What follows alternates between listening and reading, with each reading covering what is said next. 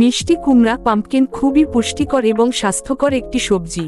এতে প্রচুর ভিটামিন, খনিজ ও অ্যান্টিঅক্সিডেন্ট থাকে।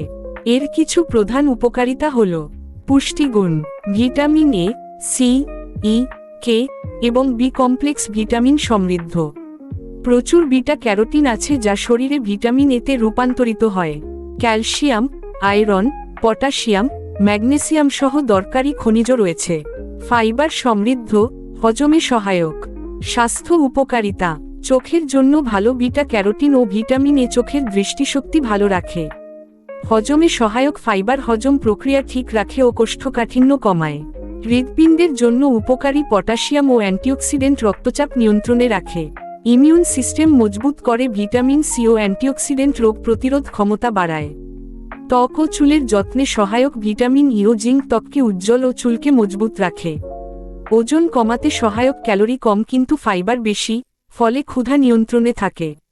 ডায়াবেটিস নিয়ন্ত্রণে সহায়তা করে। গ্লুকোজ মেটাবলিজম উন্নত করতে পারে।